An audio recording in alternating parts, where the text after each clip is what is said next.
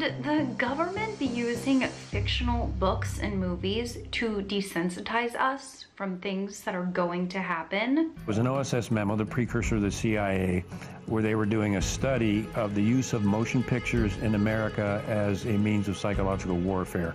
So it goes all the way back to pre-1947, when U.S. intelligence was using motion pictures to alter the thinking of Americans in the United States.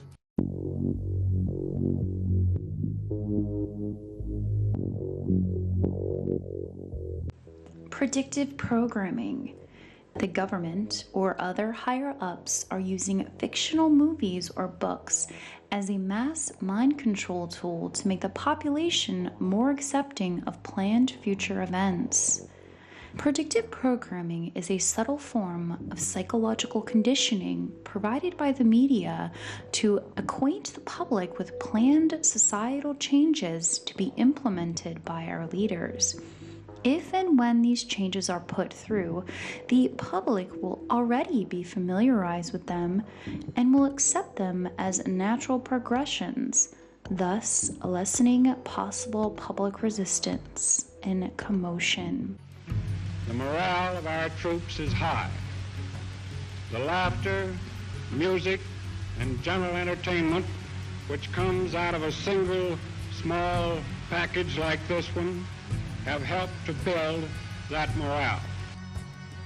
The CIA is funneling information into Hollywood. Hollywood is putting out in the movies, and the population believes it. Predictive programming at its core is a tactic to reduce resistance by introducing concepts that seem far-fetched and continuously reintroducing them to make these concepts appear more likely, or at the very least, acceptable. This document right here is a FOIA document. Anybody in America, anybody can request this. It's Freedom of Information Act.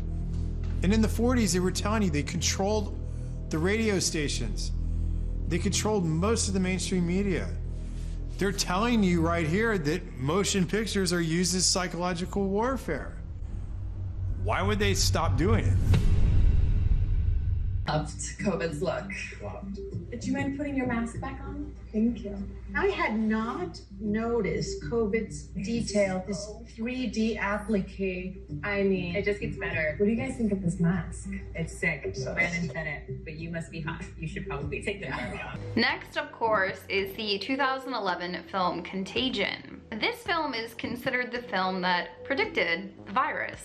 This was supposedly the first and last time until 2019 the phrase social distancing was used. But right now, our best defense has been social distancing. No handshaking, staying home when you're sick, washing your hands frequently. This next thing I'm going to talk about is pretty much what we are all familiar with, Snapchat. Remember not long ago when we would open the app and put a filter on, and at least half, if not more, were our faces covered in masks? That's telling me I got that stinky breath.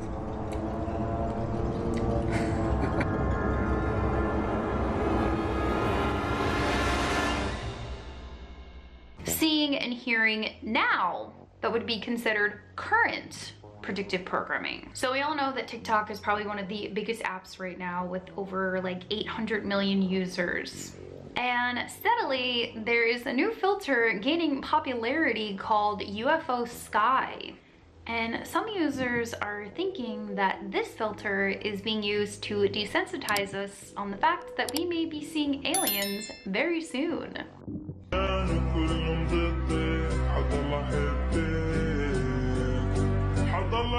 Jason Swing says he recorded video of a cigar-shaped object flying right over Lake Norman. I'd never seen anything like that before. It's just really crazy. Cigar-shaped object spotted last year could be an alien ship. Never seen anything like this in the solar system before. We get an estimate of its size at about 800 meters or half a kilometer in length. Roughly a cigar-like shape. It was moving very fast, a little more than 195,000 miles per hour. I was watching a cartoon with my kid the other day, Courage the Cowardly Dog. I don't know if you guys have seen that one. It's funny, but it's definitely twisted. The episode had to do with this shiny pink curtain of energy, like an energy wave that hits everybody and immediately turns them aggressive, angry, hateful. They start fighting with each other and go insane. And it's only about the 10 billionth time I've seen that theme get played out in some form of Hollywood entertainment. And it's getting to the point where it's a joke how often this is shown. Here's another good example. We just watched this movie. Joe Joseph at the Freedom Link said, go check this movie out. You want to see something weird? It's a movie called Kingsman: The Secret Service. It actually stars some well-known people. It's got Colin Firth, and Samuel L. Jackson plays the bad guy. He actually plays a Bill Gates-esque type of bad guy who feels that humanity is not taking global warming seriously enough. So he decides that the Earth is sick, humanity is the virus, and he's going to come up with the cure. His cure is to hand out SIM cards, free SIM cards that everyone can have for their smartphones to get free service. And he uses satellites to beam down a signal to the phone. It stimulates their aggression center. It makes them angry, and they start fighting and trying to kill each other. And it's very gory, Quentin Tarantino-esque gore, but not even in an artistic way. It's just gory, and it's pretty bad. And so if you haven't heard of this movie that came out in 2014, I'm not surprised, because it seems like one of those straight-to-DVD kind of things, really. But I watched it mostly because I wanted to see this thing play out. And that's what happened. They even had it to where a mother was trying to hack through the door, Jack Nicholson Shining style, to kill her own baby using cell phones. And they say in there that they don't even have, not everyone even has to have a cell phone, just enough people have to have them in the area you're at. It will affect everyone 100%.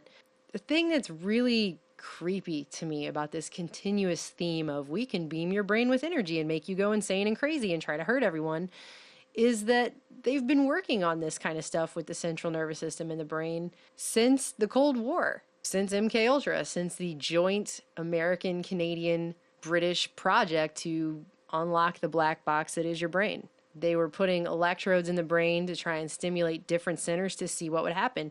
The most well-known of these that everyone seems to know is the Jose Delgado experiments with the bull, where he wired up electrodes into the brain of a bull, stimulated the bull's caudate nucleus, and basically triggered the bull to stop charging. So they inhibited the aggression. But if they can inhibit the aggression, they can also cause the aggression. They can also trigger the aggression. So it works both ways. All this stuff works both ways.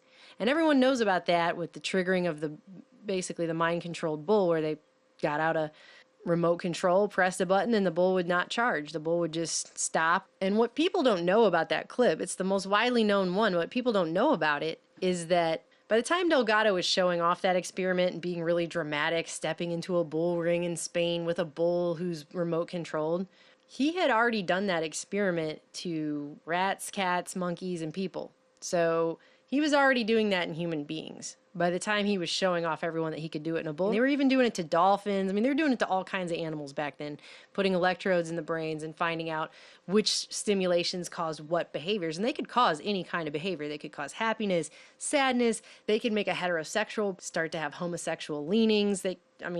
Pretty much the sky was the limit on the stuff that they were doing with this. And that's before they started giving people LSD and seeing what that did. So this is something they've been working on for a very long time, is using electrical signals to mess with the brain to control and change and inhibit behavior. It's not science fiction. It's absolutely a fact. They did it for many, many years, and there's no reason for anyone to think that just because all the revelations came out in the 70s, that technology suddenly disappeared off the planet because everyone wised up and said, oh, we can't study this further because there could be some really bad implications. No, of course not. That's never what they do. If you just look at DARPA, if you just look at the stuff that they're doing, it's exactly what I'm talking about. DARPA is working on neural engineering system design. DARPA seeks proposal to design, build, demonstrate, and validate a neural interface platform capable of recording from more than 1 million neurons and stimulating more than 100,000 neurons in proposer-defined regions, so DARPA-defined regions of the human auditory, visual, and somatosensory cortex. The complete system must demonstrate high-precision detection, transduction, and encoding of neural activity. They want to stimulate and encode neural activity. And it actually says, if you go read the full text over here, they're talking about neural interface systems with simultaneous full duplex read and write interaction with at least 1,000 neurons in regions of the human sensory cortex. So we can sit here all day and play that fun game people like to play where they do the devil's advocate and say, oh, this is all going to be so wonderful because it's going to help people. And they're going to use it for all the wonderful, good rainbow kisses, unicorn fluffy cupcake reasons you can possibly ever think of. Good luck with all of that, okay? Let's be honest with ourselves for a second. People always say technology is neutral. Fine, but it really does depend on who's wielding it. And I'm sorry, but DARPA is the Defense Advanced Research Projects Agency. It's not the kiss your boo-boo and make you feel better agency. This is serious. This kind of stuff is real. It has crazy again, I guess I just keep repeating myself because I just can't believe it. Every day you find one more thing and you go, wow, I can't believe we're to that level. And we really are. I just want people to recognize that this is a thing that is happening, that this exists. Let's take a look at this magazine cover. This is from 1988, The Economist. Get ready for a world currency. The magazine cover shows a phoenix bird rising from the ashes of burning American money. At the center of the page, a bronze coin engraved with the words, 10 Phoenix 2018 shines bright. The cover advertises the magazine's leading story, in which the author suggests a single unified currency could ease international financial woes. The article's author, anonymous behind an editorial team alias, envisages a modern world connected like never before. Instead of the yen or dollar or rupee, the Phoenix coin would dominate. There would be no need for expensive international currency transfers or cumbersome money wires. Everyone would be using the same coin, the Phoenix coin. Check this out. I want you to take note of this logo, okay? When the movie Interstellar rolled out, the same logo was on the front cover of this movie. Now, what a lot of people don't know is this is the same logo for Stellar, or XLM, which is a cryptocurrency. So think about this for a second. In the second movie cover, Interstellar, they have Stellar highlighted right here. So, what do you think they're trying to tell you? Take another look. Maybe it's just a coincidence, or maybe it's predictive programming at its finest. Predictive programming is a theory that the government or other higher-ups are using fictional movies or books as a mass mind control tool to make the population more accepting of planned future events. This was first described and proposed by researcher Alan Watt, who defines predictive programming as predictive programming is a subtle form of psychological conditioning provided by the media to acquaint the public with planned societal changes to be implemented by our leaders. If and when these changes are put through, the public will already be familiarized with them and will accept them as natural progressions, thus lessening possible public resistance and commotion. The most notable cases of predictive programming are the examples found in The Simpsons, The Dark Knight Rises, The Hunger Games, and The Oldest Being from Futility. 30 years from now, Americans, Japanese, Europeans, and people in many other rich countries, and some relatively poor ones, will probably be paying for their shopping with the same currency. Prices will not be quoted in dollars, yen, or D-marks, but in, let's say, the Phoenix. The Phoenix will be favored by companies and shoppers because it will be more convenient than today's national currencies, which by then will seem a quaint cause of much disruption to economic life in the late 20th century, says the first paragraph of the article. The Phoenix Zone would impose tight constraints on national governments. There would be no such thing, for instance, as national monetary policy. The world Phoenix supply would be fixed by a new central bank, descended perhaps from the IMF. The world inflation rate, and hence, within narrow margins, each national inflation rate, would be in its charge. Each country could use taxes and public spending to offset temporary falls in demand, but it would have to borrow rather than print money to finance its budget deficit. With no recourse to the inflation tax, governments and their creditors would be forced to judge their borrowing and lending plans more carefully than they do today. This means a big loss of economic sovereignty. But the trends that make the Phoenix so appealing are taking that sovereignty away in any case. Now listen to this. The Phoenix would probably start as a cocktail of national currencies, just as the special drawing right is today. In time, though, its value against national currencies would cease to matter because people would choose it for its convenience and the stability of its purchasing power.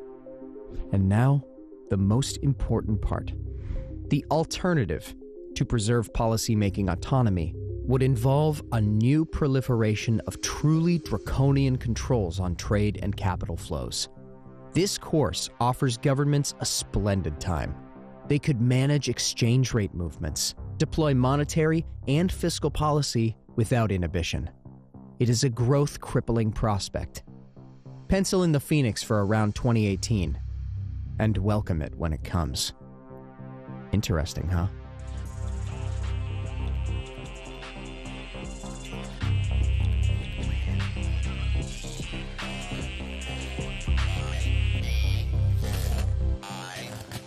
You what, mate?